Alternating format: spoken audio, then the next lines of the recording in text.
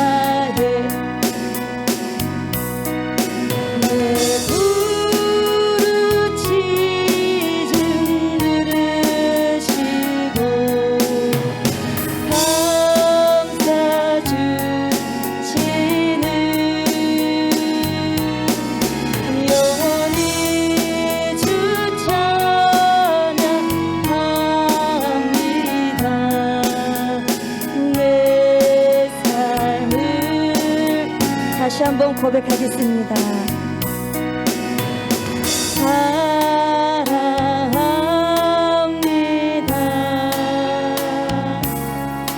나를 자녀 삼으신 주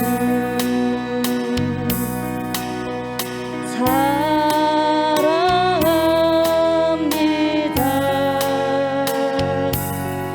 나를 자녀 삼으신 주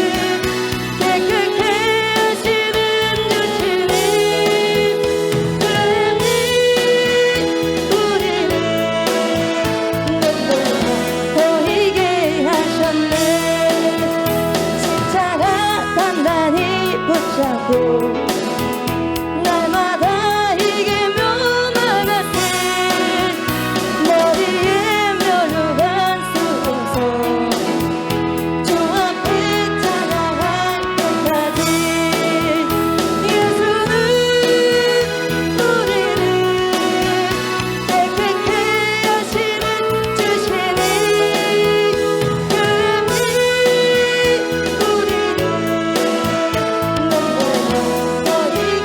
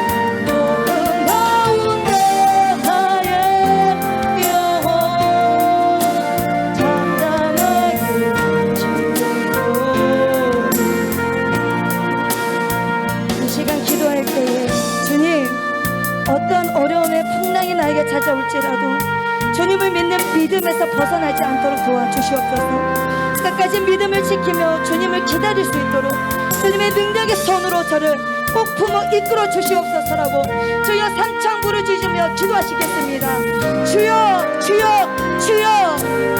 주님, 연약한 믿음이 정없이 나아가는 믿음으로 채워주시옵소서. 그래서 사랑이 식어지고 무뎌진 세상의 전쟁 속에서 주께서 주신 믿음으로 주님 품 안에서 영원히 거할 수 있도록 도와주시옵소서. 주님의 자녀 삼아주신 그 큰 은혜가 영원히 주님 안을 찬양하며 살아가는 삶이 될 수 있도록 인도하여 주시옵소서. 사랑의 주님, 감사합니다. 찬양할 수 있는 은혜를 허락하여 주셔서 감사합니다. 이 시간 하나님 말씀 앞에 섰습니다. 저희들의 심령이 메마르지 않도록 촉촉한 성령의 충만함으로 말씀 앞에 경청할 수 있도록 이 시간 운행하여 주옵소서. 말씀 앞에서 인생을 살아가는 방법을 알게 하여 주셔서 귀한 인생들로 변화되어 줄 수 있도록 역사하여 주옵소서. 이 시간 주님께 의탁드리오며 우리 주 예수 그리스도의 이름으로 기도합니다. 아멘.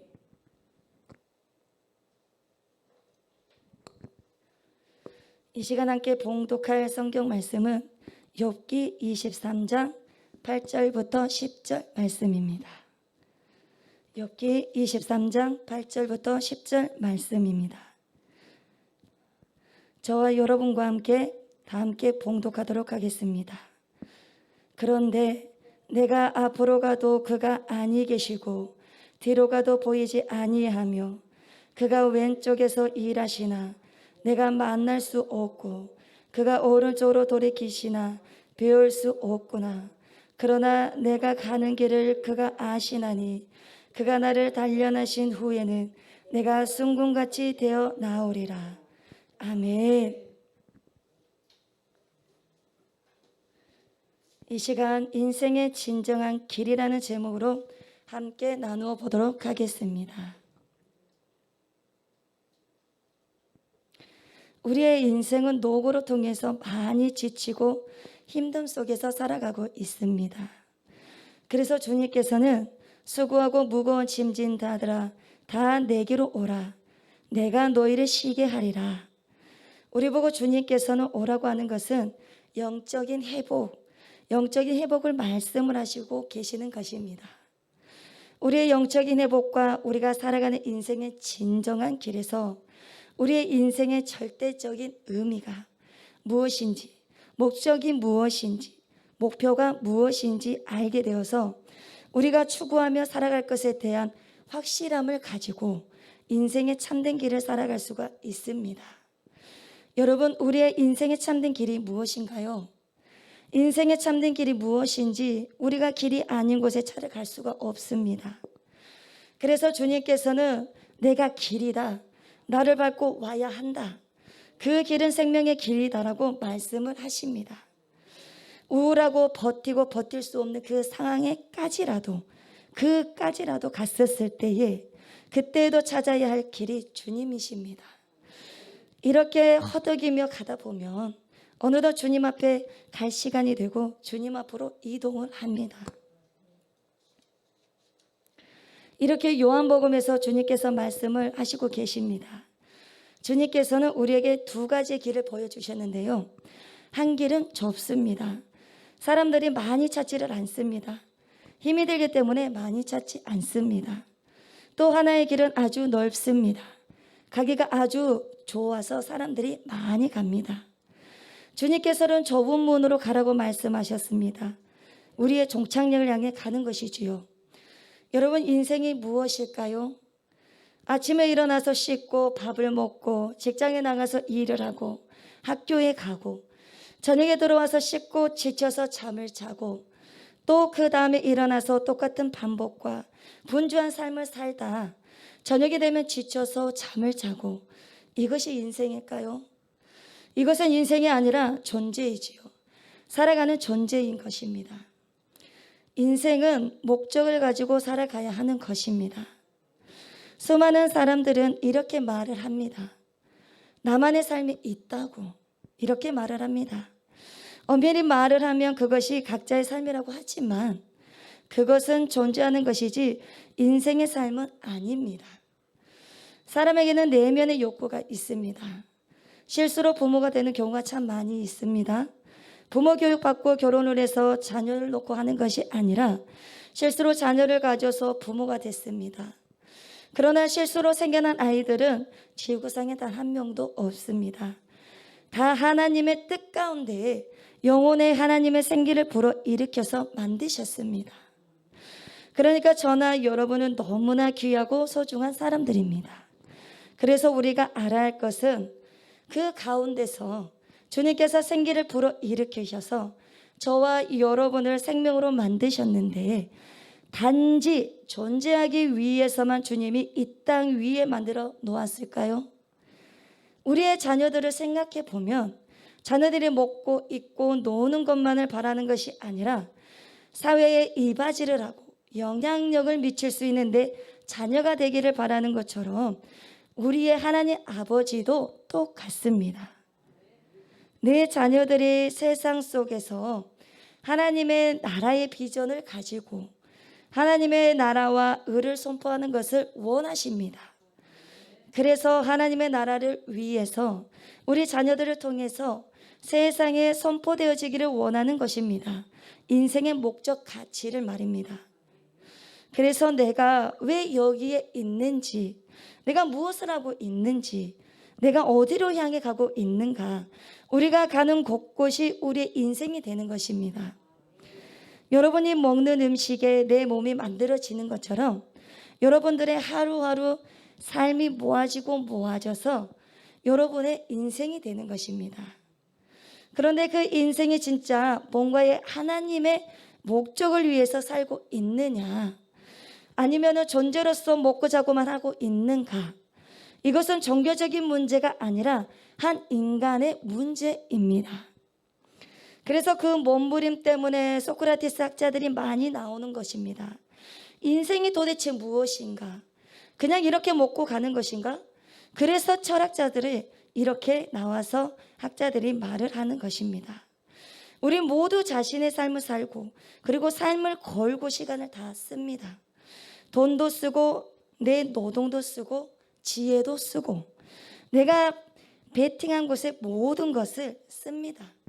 만일 돈이 나에게 행복을 가져다 준다면 내가 어떻게 하면 돈을 잘 벌 수 있는지에 베팅을 하겠죠. 돈의 기준이 되어 있기 때문에 그렇습니다. 그 어떤 것도 생각하지 않고 돈만 많이 벌 수 있다는 그 거세가 있다는 것입니다. 그래서 사람들이 파괴가 되는 것입니다.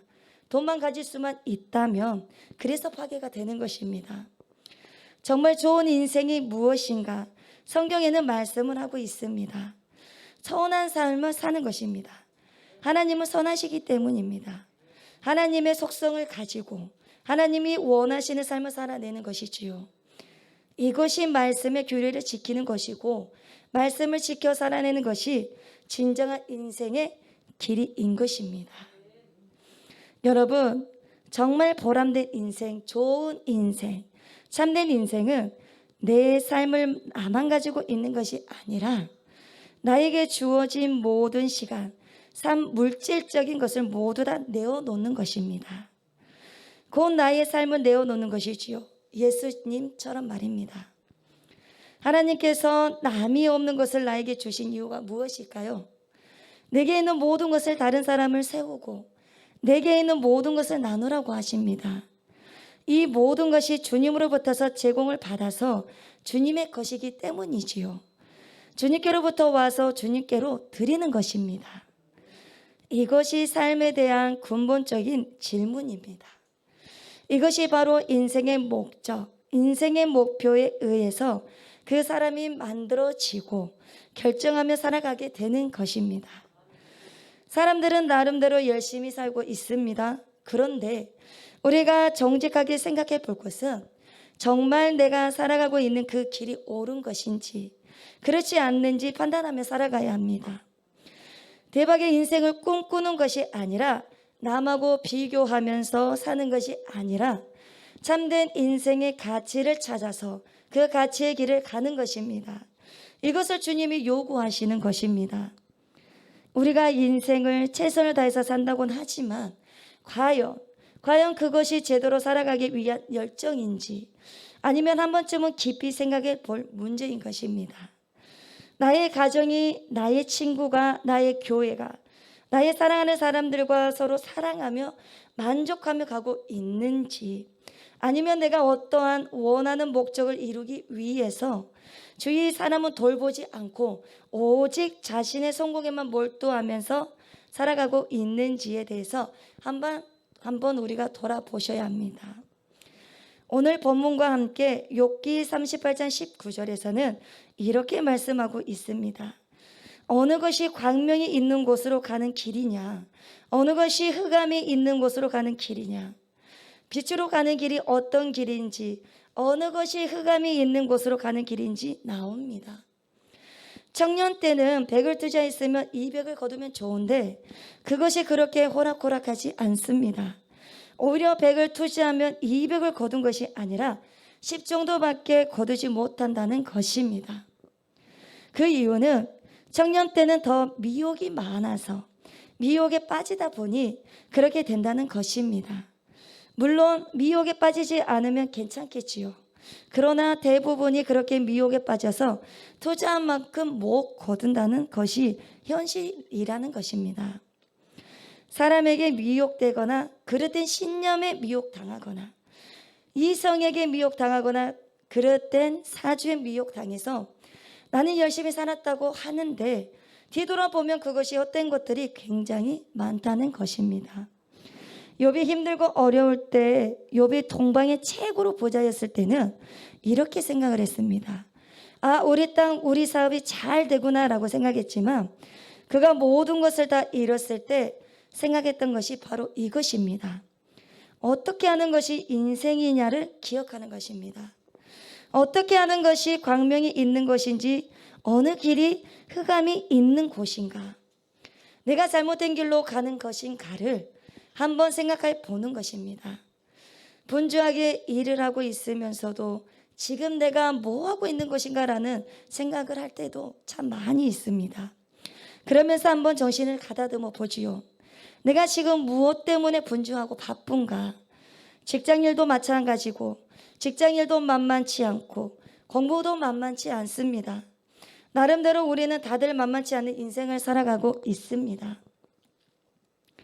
그러나 여러분, 이렇게 바쁜 삶 속에서 여러분들이 지금 가는 그 길이 정말 하나님 보시기에 칭찬할 만한 길인지 아니면 내가 내 열정으로 내 자신만을 위해서 하고 있는 것인지 한번 따져봐야 한다는 것입니다.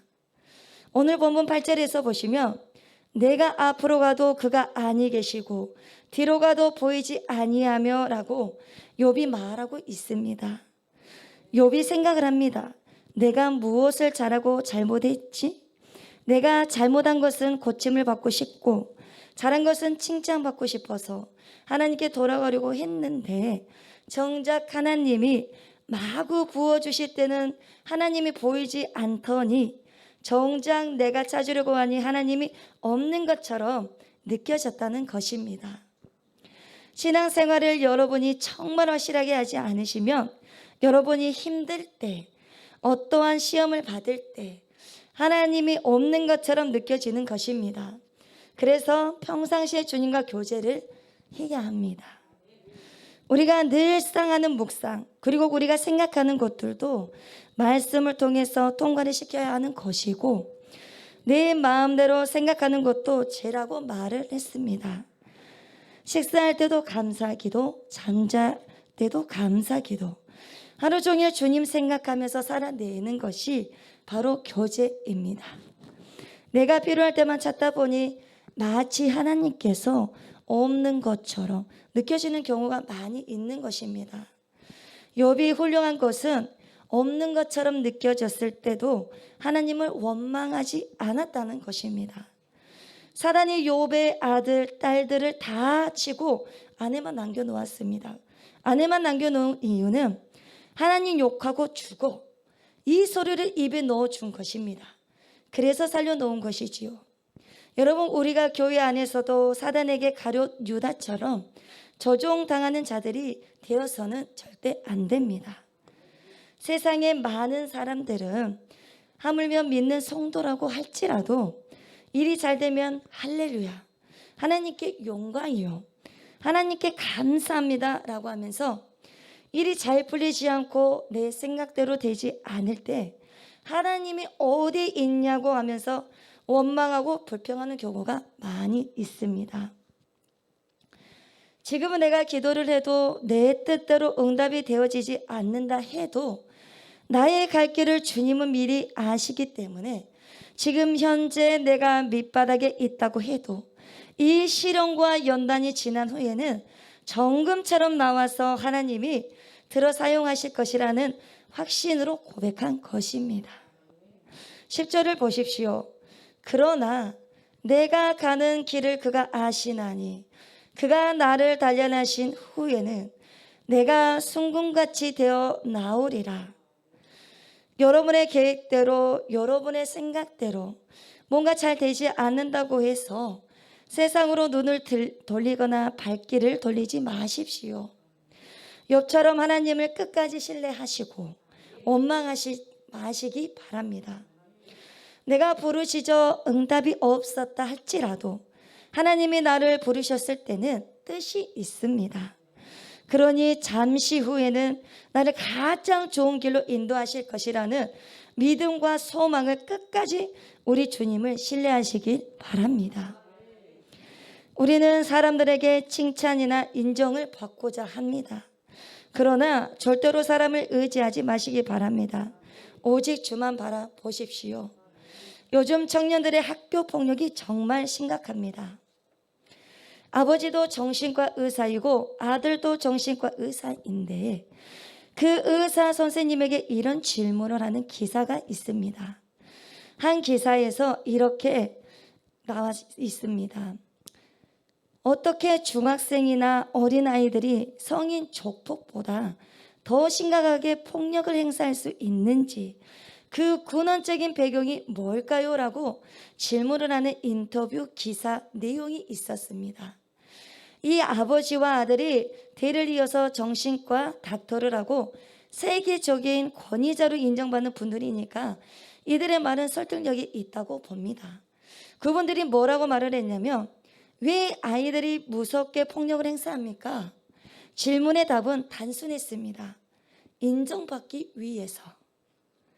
인정받으려고 하는 것이 그릇되게 나가다 보니 그렇게 해서라도 인정을 받겠다는 것입니다. 인정받으려고 그릇되게 나가다 보니 그렇게 폭력적이거나 일탄 현상이 일어난다고 했습니다. 우리가 신앙생활을 하면서 기도한 만큼 모두 다 바로바로 이루어지면 얼마나 좋겠습니까? 그러나 금방 이루어지는 것도 있지만 이루어지지 않는 것도 있습니다. 때로는 우리가 기도하지만 하나님의 뜻이 우리의 뜻보다 크시기 때문에 주시지 않고 잠시 보류하고 계실 때가 있습니다. 시편 142편 3절에서 5절을 보시면 이렇게 말씀하고 계십니다. 내 영이 내 속에서 상할 때에도 주께서 내 길을 아셨나이다. 내가 가는 길에 그들이 나를 잡으려고 올무를 숨겼나이다. 오른쪽을 살펴보소서. 나를 아는 이도 없고 나의 피난처도 없고 내 영혼을 돌보는 이도 없나이다. 여호와여, 내가 주께 부르짖어 말하기를 주는 나의 피난처시오 살아있는 사람들의 땅에서 나의 분깃이시라 하였나이다. 다윗이 사울 왕에게 쫓길 때 굴에서 썼던 시이고 그가 그 누구도 의지할 것도 없었을 때 쓴 시입니다. 왕을 위해서 충성의 왕 대신해서 골리앗과 싸워 승리했습니다. 그러나 사울은 천천히요 다윗은 만만히로다 라는 말을 듣고 사울이 다윗을 시기에서 죽이려고 쫓아다닙니다. 다윗은 잘못한 것도 없는데 얼마나 억울하겠습니까? 그런데 보니까 그렇게 목숨 바쳐 했어도 뒤돌아보니 다윗 편이 하나도 없었습니다. 그렇게 목숨 바쳐 일을 했는데도 돌아오는 것은 사울 왕의 시기 질투로 쫓겨다니는 것입니다. 그래서 여러분, 우리는 사람을 의지하는 것이 아니라 하나님을 의지를 해야 합니다. 오른쪽을 보아서 나를 아는 이도 없고 나의 피난처도 없고 내 영혼을 돌보는 이도 없고, 그래서 심령이 상하고 영혼이 상하면서 그러면서 쓴 것입니다. 이 말씀이 여러분에게 위로가 되셨으면 좋겠습니다. 내 속이 상할 때, 내가 외로울 때, 내가 답답할 때 조건을 가진 사람이나 환경이나 사물에 의지해서 위로받으려고 하지 마십시오. 내가 지금 속이 상하고 정말 힘이 듭니다라는 고백을 사람에게 하는 것이 아니라 전능하신 하나님께 하십시오. 하나님이 나의 사정이 어떠하다는 것을 너무나 잘 알고 계시다는 것을 너무나 정확하게 잘 아시니까 결국은 가장 선한 길로 인도하십니다. 정말 열심히 하는 것밖에는 죄가 없는데 정말 나를 죽이려고 합니다. 이런 말을 사람에게 하는 것이 아니라 전능하신 하나님께 고백을 합니다. 하나님이 지금 나의 사정이 어떻다는 것을 너무나 정확하게 잘 아시니까, 그래서 결국 선한 길로 인도하실 것이라는 것을 확신을 가지고 가는 것입니다. 오른쪽을 봐도 나를 지켜주는 자가 없고 왼쪽을 봐도 나를 구원해 줄 리가 없지만 하나님만이 나의 피난처시오 산성입니다 라고 고백한 다윗이 그런 고백 때문에 하나님 마음에 합한 사람이라고 불려지는 것입니다. 우리나라에서도 아주 훌륭한 목사님들이 많으신데요, 시골에서 목회를 하시고 계시는 목사님이신데 몽골에 선교 헌금을 하고 싶어 하십니다. 그런데 교회에서는 할 사람이 없습니다. 노인들 뿐이고 젊은 부부 집사님도 계시는데 몽골에 선교하고 싶은 뜨거운 간절한 소망을 품고 기도를 합니다. 그런데 어느 날 이 목사님께서 교통사고를 당합니다. 그래서 입원하게 되었죠.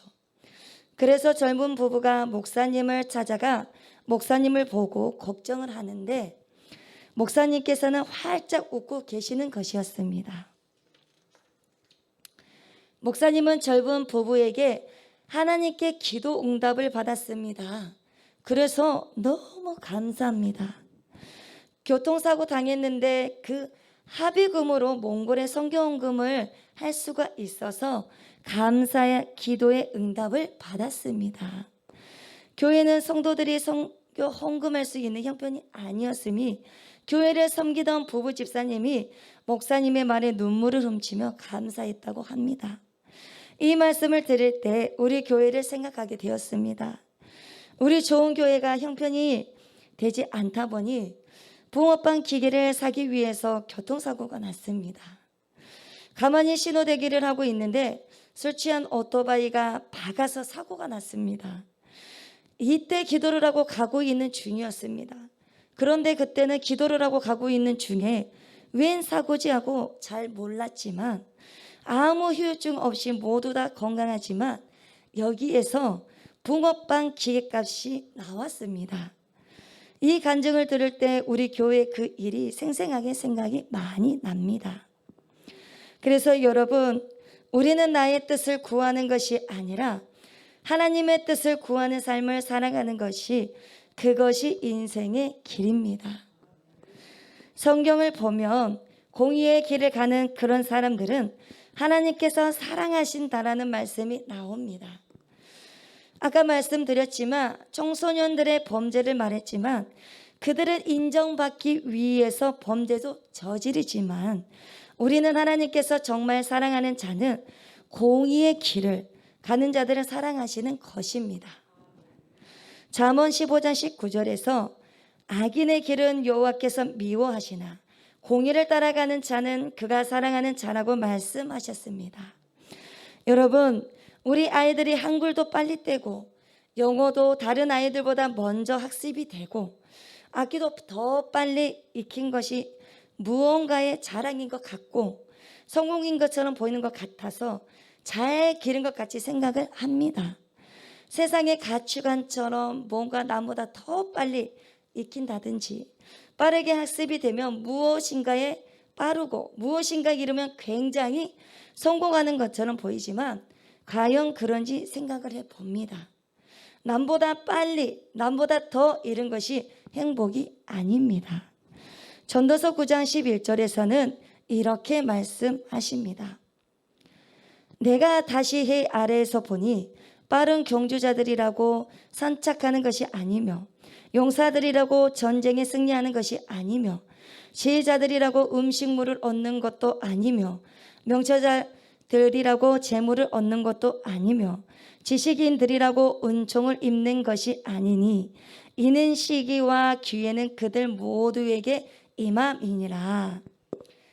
기회는 모든 사람들에게 하나님께서 주신다는 것입니다. 똑같이 빨리 간다고 능력 있다고 똑똑하다고 은혜를 받는 것이 아니라 하나님께서 각 모든 사람들에게 예비된 것이 있어서 그 사람의 때가 되면 얻을 것이라는 것입니다. 그래서 초조하기보다는 내가 지금 현재 가는 길이 간단한 나만을 위한 성공을 위한 것인지 아니면 거룩한 성공을 위한 것인지를 확인하는 것이 매우 중요하다는 것이지요. 그래서 우리 예수님은 마태복음 7장 13절에서 14절에서 이렇게 말씀하십니다. 좁은 문으로 들어가라. 멸망으로 인도하는 문은 크고 그 길이 넓어 그리로 들어가는 자가 많고 생명으로 인도하는 문은 좁고 길이 협착하여 찾는 자가 적음이라. 많은 사람들이 눈에 화려한 것을 추구합니다. 얻는 것이 많을 때 저리 가면 뭔가 있는 것 같이 보여지는 곳을 찾아가는 것입니다. 그러나 그 길이 끝내 멸망인지 생명인지를 생각하지 않는 것이 또한 더 큰 문제인 것이지요.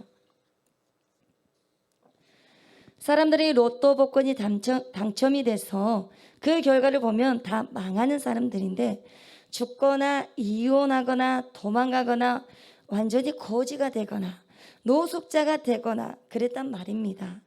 그렇다면 안 사야 하는데 결과를 알면서도 사는 것이 이게 인간입니다. 내가 이렇게 살아가면 안 되는 줄 알면서도 살아가잖아요. 알면서도 살아간다는 것이 문제인 것입니다. 오히려 유별나게 신앙생활을 하고 어떻게 하면 하나님의 뜻대로 살아가야 할까라고 날마다 고민하는 그들을 사람들은 과연 칭찬을 할까요?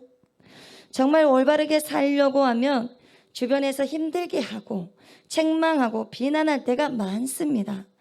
꼭 그렇게 해야만 신앙생활을 하는 것이냐고 말입니다. 왜 그렇게 힘들게 신앙생활을 하느냐고 말입니다. 쉽게 신앙생활을 알고 룰루랄라 하면서 할 것이지 라고 말을 합니다.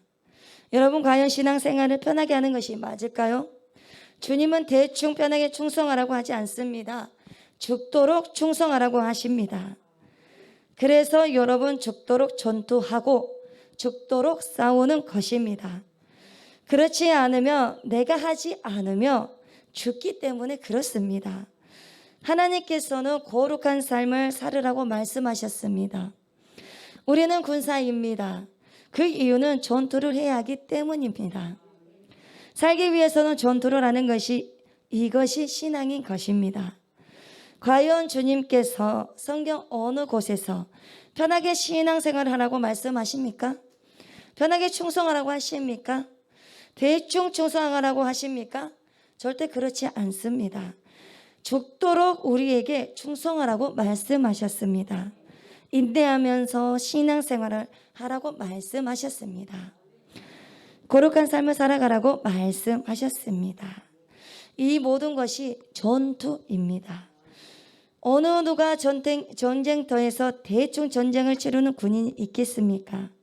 내가 살려고 한다면 정신을 똑바로 차리고 무장해서 전쟁을 치르는 것입니다. 신앙도 마찬가지입니다. 그러면서 두려워하지 말라고 하십니다. 이사야 41장 10절 말씀에 이렇게 나와 있습니다. 두려워하지 말라. 내가 너와 함께 함이라. 놀라지 말라. 나는 내 하나님이 됨이라. 내가 너를 굳세게 하리라. 참으로 너를 도와주리라. 참으로 나의 의로운 오른손으로 너를 붙들리라. 나를 끝까지 놓질 않으시고 사랑하시고 붙들어 주신 분은 오직 우리 하나님이신 것입니다. 우리 주위의 부모님, 형제, 자매, 부부가 항상 내 옆에서 함께하고 힘들 때 붙잡아주고 힘을 내라고 기도하고 힘을 북돋아 주면 얼마나 큰 힘이 됩니까?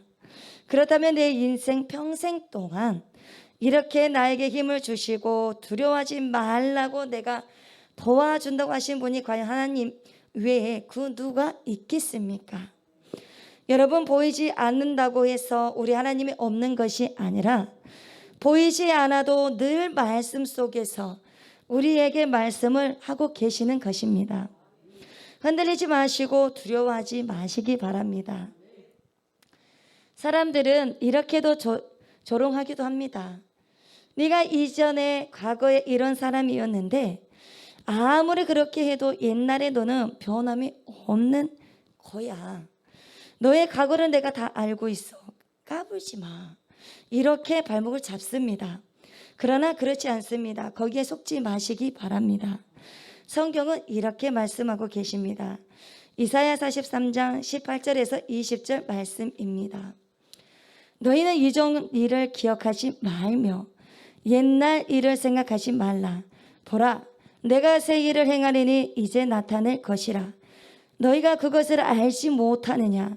반드시 내가 광야의 길을 사막에 강을 내리니 장차 들짐승 곧 승냥이와 타조도 나를 존경할 것은 내가 광야에 물은 사막의 강들을 내어 내 백성 내가 택한 자에게 마시게 할 것임이라.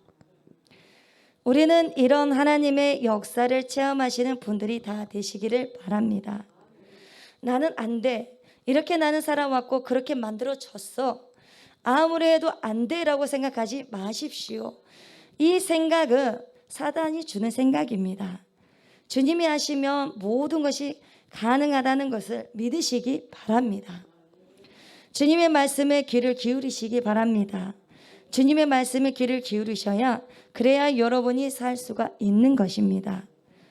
다른 사람들이 생각하기를 도저히 저 땅에는 무엇을 심어도 어떤 열매도 거둘 수 없어라고 생각한다 할지라도 하나님의 은혜의 담비가 나에게 내려져 예전엔 내가 어떠한 사람이고 생각할지라도 나에게 하나님께서 열매를 거두실 수가 있어 생각하고 믿으시기 바랍니다.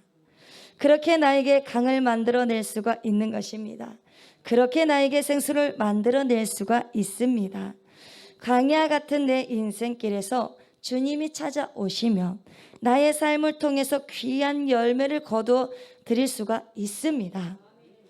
주님이 택한 백성, 주님이 사랑하는 자녀들에게 사막같이 답답한 환경 속에서도 생명수의 물을 먹여서 만족할 만한 사람을 살 수 있도록 인도하겠다는 것입니다. 이런 하나님 같은 분이 또 어디 있습니까? 이런 주님이 또 어디 있겠습니까? 바로 이렇게 하신 분이 우리 하나님이십니다. 우리 예수님이 이 땅에서 행하신 기적이 어마어마합니다. 오병이어 기적을 보시면 물고기 2마리와 보리떡 5개로 장정 5,000명을 먹이고 12바구니가 남았습니다. 우리의 인생도 주님을 만나면 이렇게 되는 것입니다. 우리의 인생에서 주님을 만나면 내 손에는 보리떡 5개, 물고기 2개뿐밖에 없지만 하나님께서 오병이어 기적을 일으키시고 5,000명 장정도 먹이시고 그리고 12바구니가 남도록 하십니다. 지금도 우리의 삶 속에서 오병이어 기적이 일어납니다. 하나님은 전지하시고 전능하시기 때문입니다. 그래서 가능하는 것입니다. 그래서 여러분, 예수님은 지금 보이지는 않지만 성경이나 역사를 통해서 수천 년 동안 그리고 성경 외에도 수많은 의로운 간증들을 통해서 하나님만을 믿고 나갔을 때 인간의 생각과 판단을 뛰어넘는 거룩한 일, 올바른 일들이 얼마나 많이 나와 있습니까? 그런데 우리는 봐도 근심하고 우리 생각대로 가려고만 합니다. 어떻게 먹고 살 것인가. 그런데 근심 염려들이 우리를 힘들게 하지요. 세상 것에 대한 근심이 많은 것은 사실입니다. 그러나 요한복음 14장에 주님이 이렇게 말씀하십니다. 너희는 마음에 근심하지 말라. 하나님을 믿으니 또 나를 믿으라. 아멘. 근심하는 것은 안 믿어지기 때문에 근심을 하는 것입니다. 그래서 믿어지기 위해 주님 앞에 나와야 합니다. 믿음은 그냥 받은 것이 아니라 하나님의 선물입니다. 주님께 아뢰어야지만 받을 수가 있는 것입니다. 그래서 여러분이 이 말씀을 잘 붙드셨으면 좋겠습니다. 하나님을 믿으니 또 나를 믿으라.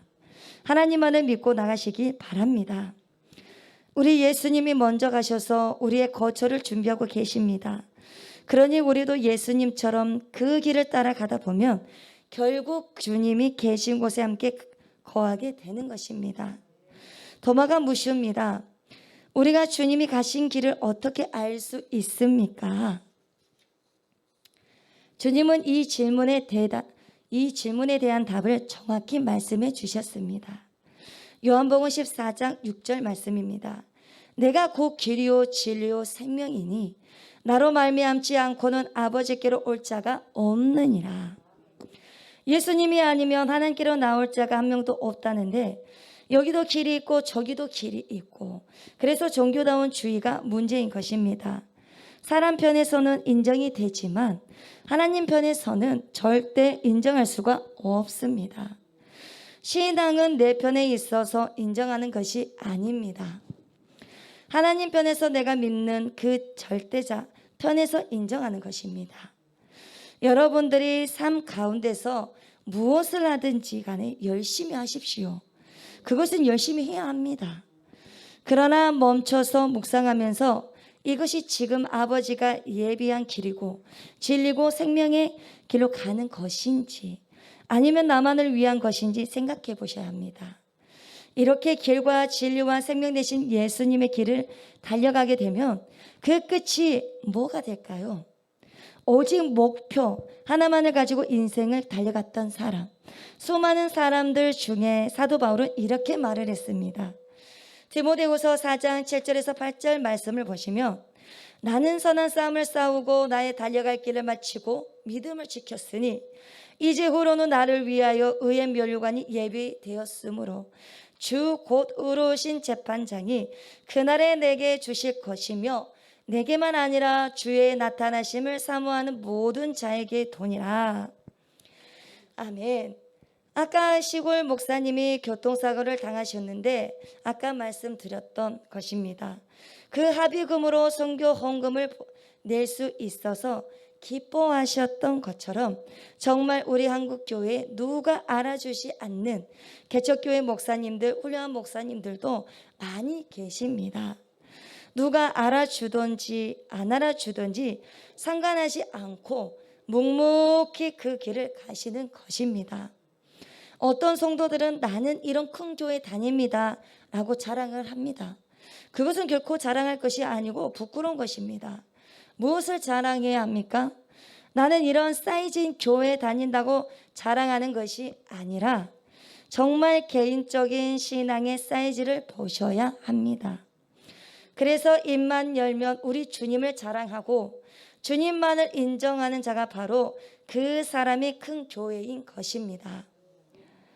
내가 한 목표를 가지고 하나님을 향해서 열심히 달려갈 때 사람들 보기에는 아무것도 아닌 것 같고 아무것도 없을 것 같지만 이 세상 어떤 것도 줄 수 없는 의의 면류관이 저와 여러분에게 예비되어 있다는 것을 꼭 기억하셔야 합니다. 세상의 것을 아무리 많이 얻었다 할지라도 부끄러운 구원을 얻거나 지옥에 떨어진다면 그것처럼 안타까운 일이 없을 것입니다. 이제 말씀 마무리를 하겠습니다. 여러분 많이 분주하실 것입니다. 저도 여러분도 삶을 살아가시는 것이 바쁩니다. 그러나 그 바쁜 가운데서도 내가 지금 가는 이 길이 진리의 참 길인지 인생의 참 길인지를 분명히 따져보셔야 합니다. 때로는 외롭고 힘들고 버겁고 아무것도 보이지 않고 된 것이 없다고 생각이 들 때도 오른쪽을 봐도 주님이 안 계신 것 같고 왼쪽을 봐도 앞을 봐도 뒤를 봐도 안 계시는 것처럼 느껴질 때도 늘 옆에서 도와주시고 힘을 북돋아 주시는 전능하신 하나님이 우리를 인도하고 계신다는 것을 꼭 기억하시기 바랍니다. 생명의 길, 진리의 길, 올바른 길로 가는 그 길을 택해서 결국 하나님께 잘했다, 칭찬받고 의의 면류관을 받았으는 저와 여러분들이 다 되시기를 주님의 이름으로 축원합니다. 기도하시겠습니다. 우리의 길과 진리와 생명이 되신 주님, 우리의 인생의 분주함 속에서 어떤 인생의 길이 참된 길인지를 나의 가는 길을 되돌아보아 주님의 뜻이 아니라면 주님의 뜻하신 곳으로 인생을 되돌아서서 갈 수 있는 은혜로 인도하여 주옵소서. 힘이 들고 낙심하여 나의 모습을 돌아보며 눈물 흘릴 때에 주님께서 늘 함께 하신다는 것을 기억하게 하옵시며 욥처럼 끝까지 주님을 신뢰하며 가장 선하신 뜻으로 인도하실 주님을 기대하며 신앙을 잘 붙들고 끝까지 승리하는 삶이 될 수 있도록 주님께서 인도하여 주옵소서. 우리의 인생의 목표의 중심이 주님이 되는 믿음으로 채워주셔서 세월을 잘 아끼어 주님 만날 준비를 잘 하는 아름다운 우리 종교의 성도님들과 방송으로 통해서 듣고 있는 모든 주님의 백성들이 될 수 있도록 주님의 은혜를 간구하며 우리를 구원하여 주신 예수 그리스도의 이름으로 기도하옵나이다. 아멘. 주기도문으로 예배를 마치도록 하겠습니다.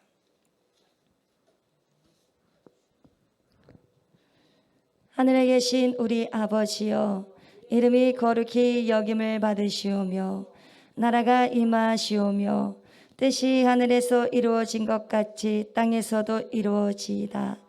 오늘 우리에게 일용할 양식을 주옵시고 우리가 우리에게 죄 지은 자를 사하여 준 것 같이 우리 죄를 사하여 주시옵고 우리를 시험에 들게 하지 마시옵고 다만 악에서 구하시옵소서. 나라와 권세와 영광이 아버지께 영원히 있사옵나이다. 아멘.